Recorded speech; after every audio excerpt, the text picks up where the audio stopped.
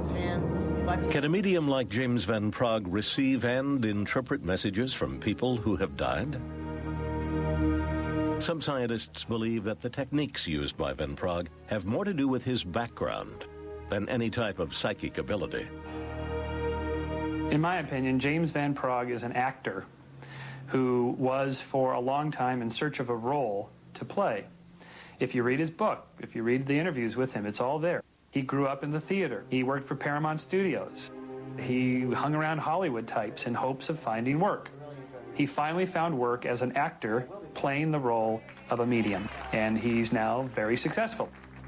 Psychologists like Michael Shermer contend that Van Praagh's so-called psychic ability is best understood in terms of the different types of readings that anyone could perform.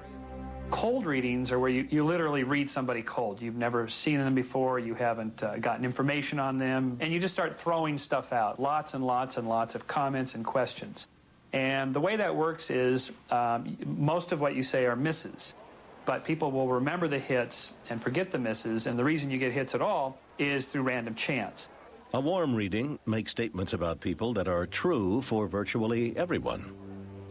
We almost all have pictures of our lost loved ones in the bedroom, next to the bed, on the hearth, over the fireplace, on the mantle where we keep these sorts of memories. So a warm reading would be to say something about that person that's true for everyone, and you're bound to get a hit, 80–90% certainty.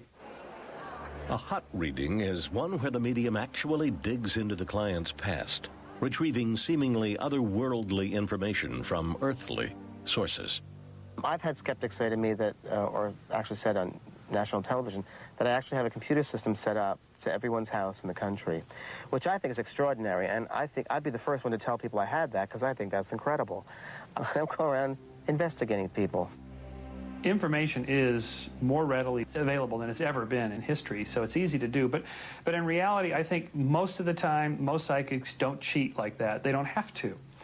You can use these other techniques quite successfully. Believers naturally reject such skeptical explanations and insist the skeptics are reacting to their own fear of the unknown.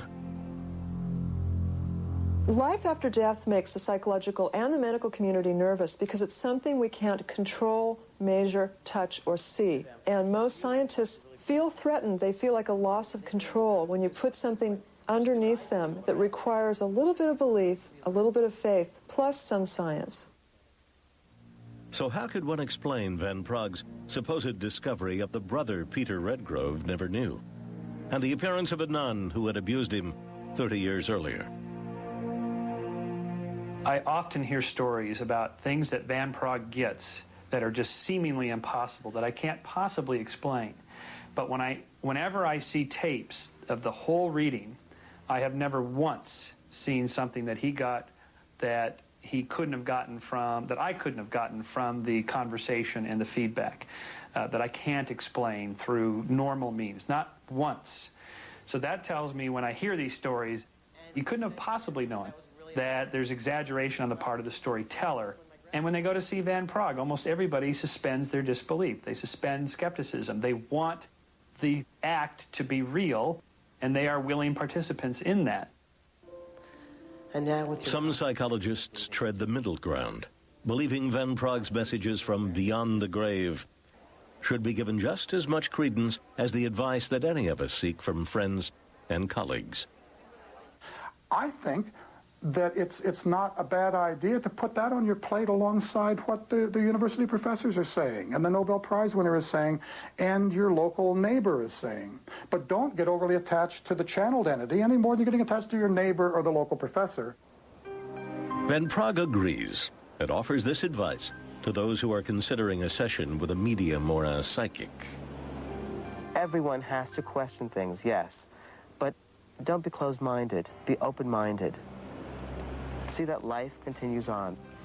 There are no endings, only beginnings.